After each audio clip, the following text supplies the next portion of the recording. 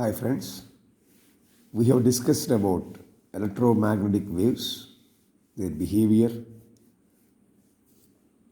and regarding electric and magnetic fields, the corresponding vectors, and the related equations to understand the propagation of an electromagnetic wave.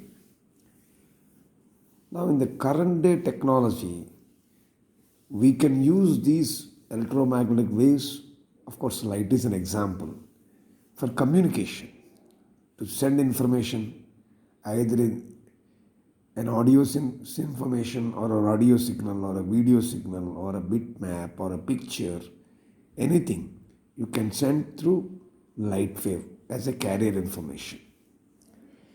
Now, how do we use light waves for communicating all these signals? For that, you just need a proper material.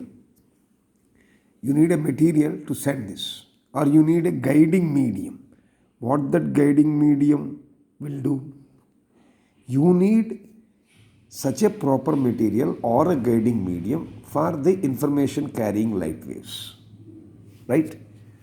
Now, for that, the medium should be transparent because it's a light wave, and then this is the crucial thing. The transmission losses should be minimum. The transmission losses are what are known as attenuation.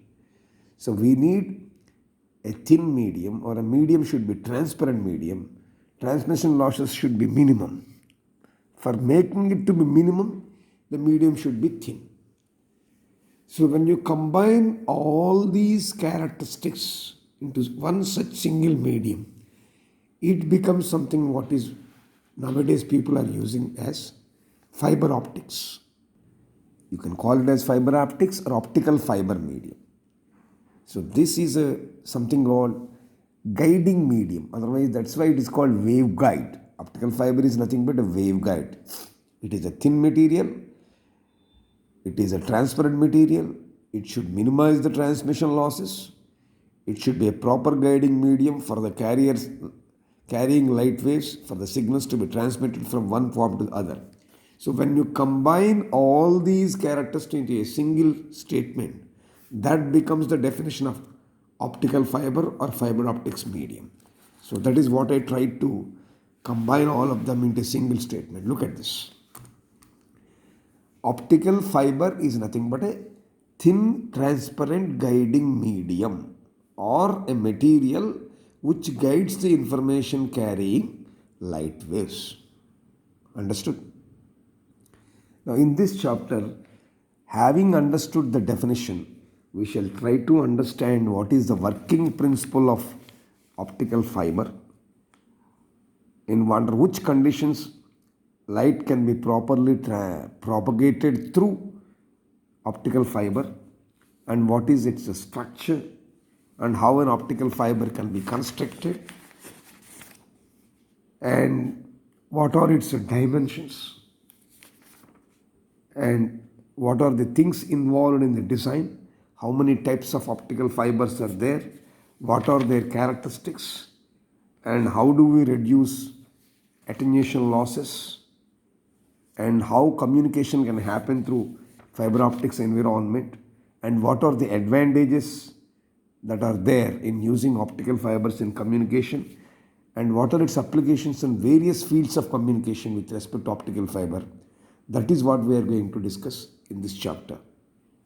It was John Tyndall, a great personality and a scientist, who was the first person that has observed the propagation of light through optical fiber.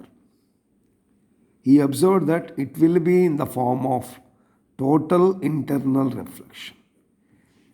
You might be recollecting from your undergraduate level understanding the properties of light like reflection, refraction, and of course we have seen diffraction and interference and polarization also. In reflection, you have come across something called critical angle and TIR, total internal reflections. Some examples being given to you at lower stage like the formation of a mirrors, etc., etc. These are all due to something called TIR, what we call as totally internally reflected, otherwise called total internal reflection. multiple total internal reflections were the reasons that can help the optical fiber to be used for waveguide nature. This is what has been observed. Even when the optical fiber is bended, let us say, even in bended fiber also, it is in the form of multiple total internal reflections. Because the information capacity of light waves are very high. For example, if you take a single optical fiber, it can carry 140 megabytes of information, let us say up to 220 kilometers in 1 second. See the capacity of the fiber? If you take a single optical fiber, it can carry 140 megabytes up to 220 kilometers distance in 1 second. That is the capacity of optical fiber. Because information carrying capacity of the light waves are very high. Understood? Now we shall focus on the working principle of optical fibers. That means we have to recollect something related to reflection, total internal reflection, etc. And then based on that, we will be able to understand the principle behind optical fibers. If you look at the cross section of an optical fiber, I just try to magnify the cross section. It consists of two important things. The innermost layer, which is called core, a denser medium it is, and another layer on either side, of course, that is what is called cladding. Cladding is a rarer medium. Core is the inner medium. This is the denser medium. This is the rarer medium. Right? So when the incident light is falling in this, inside the core, it is undergoing multiple reflections and finally coming out as an emergent ray. This is the basic structure of an optical fiber. Now, core refractive index is different.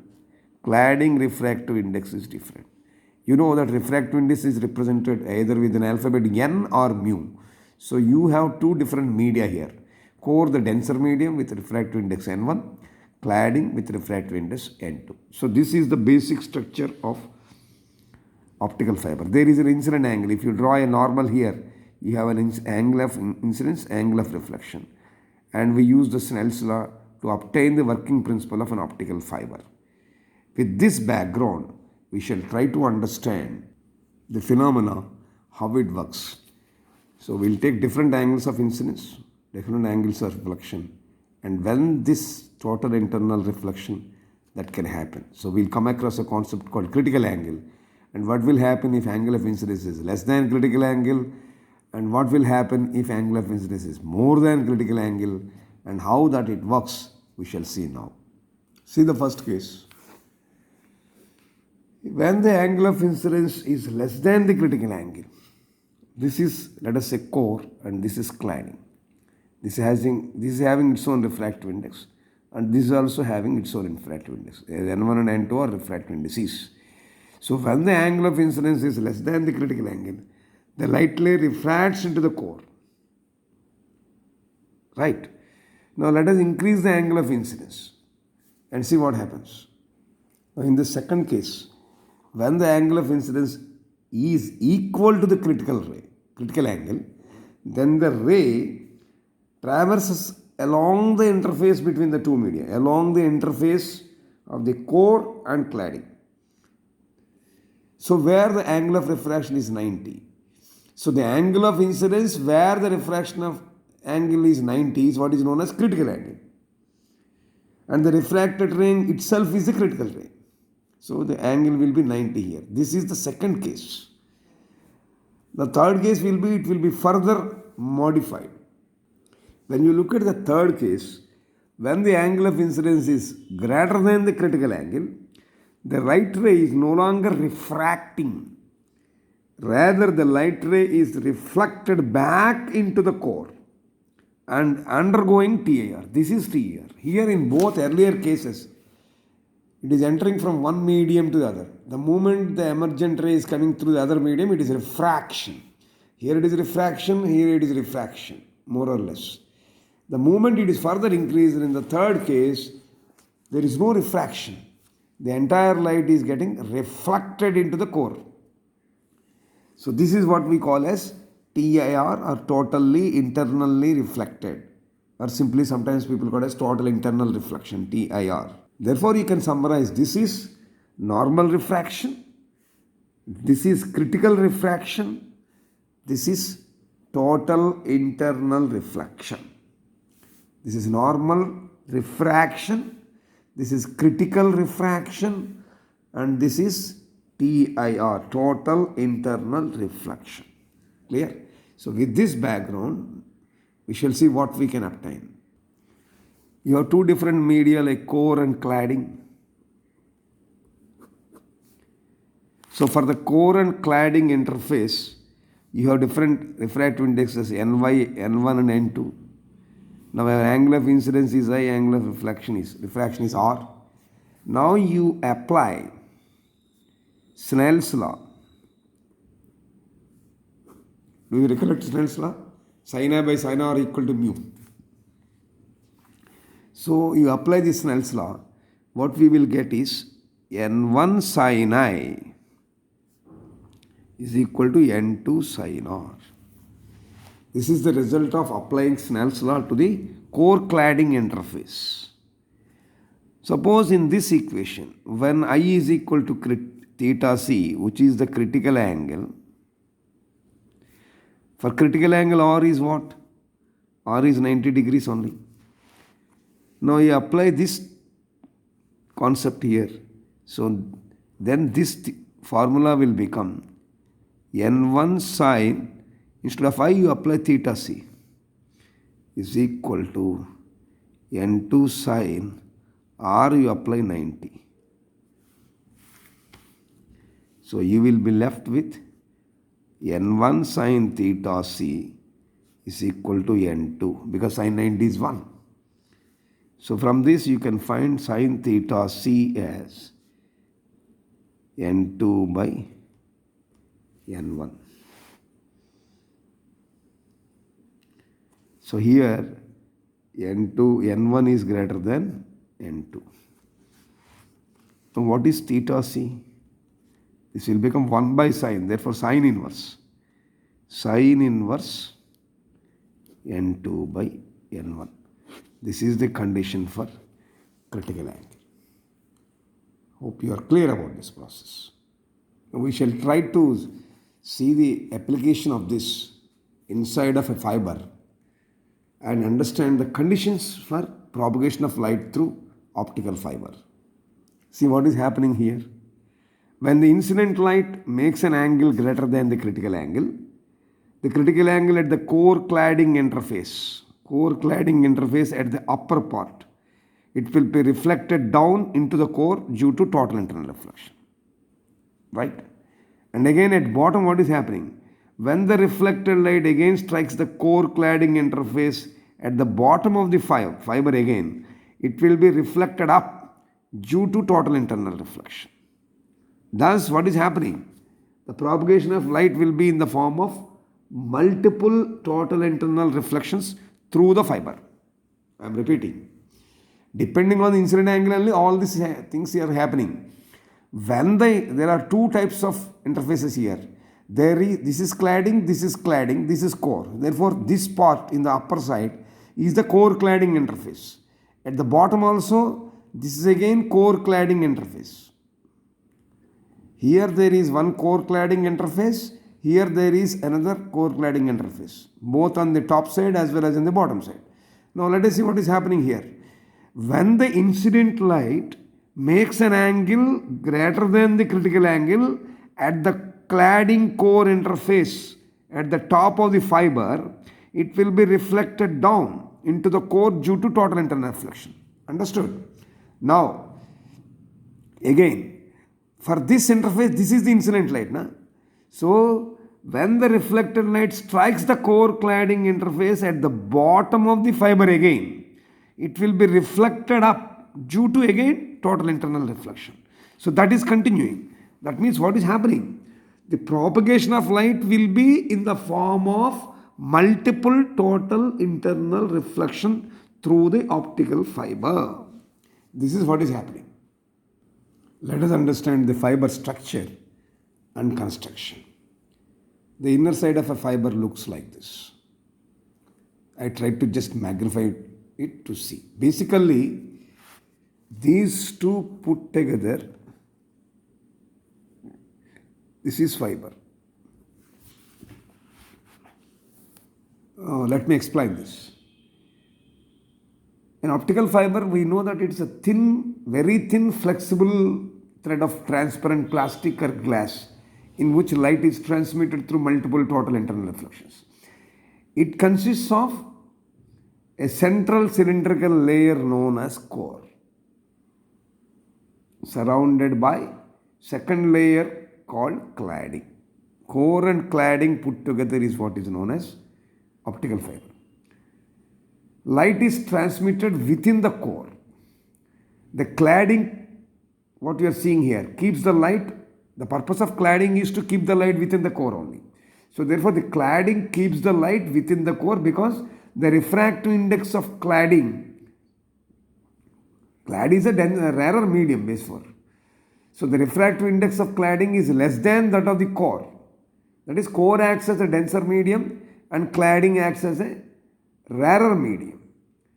So silicon is generally used for this. So silicon coating is provided between the buffer jacket and cladding. Why? That is to improve the quality of transmission of the light. Buffer means temporary. The purpose of buffer jacket is to protect the fiber from moisture, abrasion and other disadvantages. So to provide the necessary toughness and tensile strength, a layer of strength members is arranged surrounding the buffer jacket. Of course, finally it is covered with a black polyurethane outer jacket. So this is the construction of a fiber optic cable. Of course, the core as well as cladding are made up of either glass or plastic. So we have two types of optical fibers, glass fibers and plastic fibers. So before going to explain them, let me brief you once again the construction of an optical fiber. Look at the diagram and listen to my explanation. An optical fiber is a very thin, flexible thread of transparent plastic or glass in which light is transmitted through multiple total internal reflections. Right? Now, this optical fiber, if you see the construction, it consists of a central cylindrical layer known as core made of silicon, surrounded by second layer called cladding.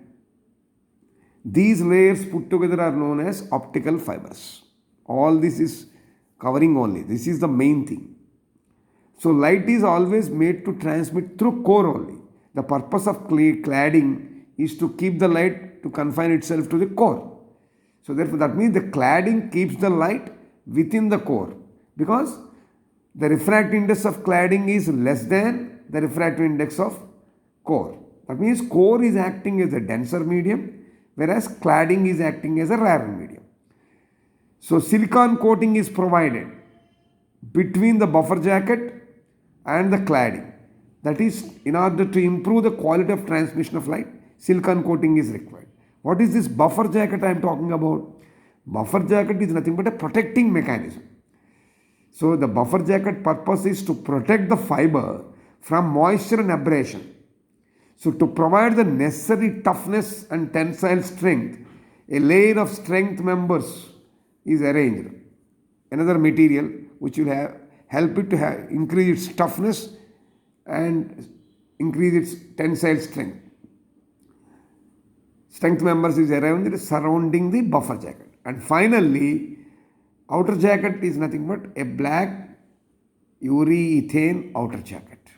So these are the components involved in the construction of an optical fiber cable. Okay, the core as well as the cladding is made up of either glass or plastic. So therefore we have two types of optical fibers, glass fibers and plastic fibers. Now we shall try to understand them now. Now when you make optical fibers by using fusing mixtures of metallic oxides and silica glasses. Then it is known as glass fiber. Now, when you make a fiber like this, the resulting mixture or resulting material is randomly connected to molecular network rather than a well-defined ordered structure, generally that is found in crystalline structure. Normally, in any crystalline material, you will find a well-defined ordered structure inside a crystal. Whereas in this type of materials, the resulting material, glass fiber made of this process, the resulting material is randomly connected to molecular network. When compared to crystal structures have got well ordered structures. That was found in that is generally found in crystalline structures. But in these structures, you don't find a well defined order structure. It is randomly connected by a molecular network. Now, the most common material used in glass fiber is nothing but silica. Silica means oxide glasses. So it has a refractive index of 1.458 at a dimension of 850 nanometers. To produce two similar materials having slightly different indices of refraction, both for the coring as well as cladding, we use either fluorine or oxides of materials like B2O3 or germanium O3, O2 or phosphorus pentoxide. These are all added to silica. The most common material used in glass fiber is silica, which is nothing but an oxide glass. It has a refractive index of 1.458 at this dimension, 850 nanometers. If you want to produce two similar materials having slightly different refractive indices, because core and cladding are to be prepared, so both are having different refractive indices. So then you have to add to silica, you have to add either fluorine or oxides like this to the silica. Now let us see what are the examples of glass fiber compositions. When you look at the compositions, you can use different compositions. For example, GeO2 and silicon dioxide can be used as a core. Then silicon dioxide is the cladding. Or phosphorus pentoxide and silicon dioxide core. Then you can use silicon dioxide as cladding. Similarly, you can use silicon dioxide itself as core. Then phosphorus pentoxide, silicon dioxide as cladding. So there are different various compositions through which glass fibers can be made up of.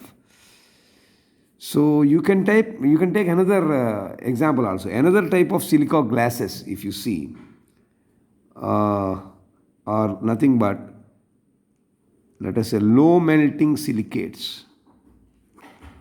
So such type of optical fibers are made up of soda lime silicates, germanosilicates, and various borosilicates. So these are other types of silica glasses that can be used to manufacture glass-based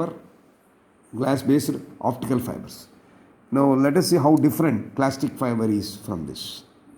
Of course, the name itself tells us that plastic fibers normally are typically made of plastics only. They're of low cost. They can be handled easily without any special care because of their toughness and because of the durability. And if you look at the examples of plastic fiber, now for core, you can use polystyrene. Around refractive index is 1.60. and for cladding you can use methyl methacrylate. Methyl methacrylate is the cladding. Its refractive index is 1.49. This is one type of plastic. Now the other type of plastic core is, for example, you can use this as core and this as cladding. For example, for core, you can use polymethyl methacrylate as core.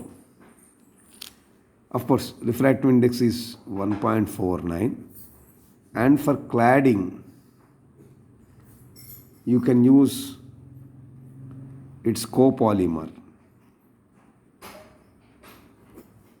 around 1.40. So polymethyl methacrylate can be core and its copolymer can be used as cladding. This is how plastic fibers are made up of. Now if you look at the fiber dimensions, optical fibers are typically made in the lengths of 1 kilometers. Now these optical fibers can be joined with suitable connectors. Now their outer diameter, if you see, the range will be from 0.1 to 0.15 millimeters. 0.1 to 0.15 millimeters. The core diameters, if you see, the range will vary from 5 to 600 micrometers. Whereas cladding, if you take, the cladding diameters vary from 125 to some 750 micrometers. Now you always have to ensure that the light is kept within the core only. So to keep the light within the core, it is the cladding that has to protect. So therefore the cladding must have a minimum thickness of wavelength of the light. So for example, if you take the protective jackets you are taking, the protective jackets, these protective jackets may add as much as 100 micrometers in diameter.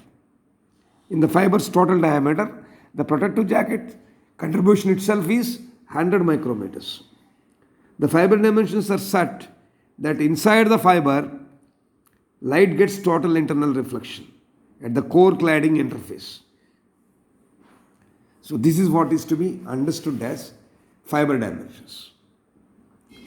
Now we shall try to elaborate inside of a optical fiber when the light is propagating in the form of multiple reflections. And we shall try to see what we can understand further from these working principle of an optical fiber in the next session.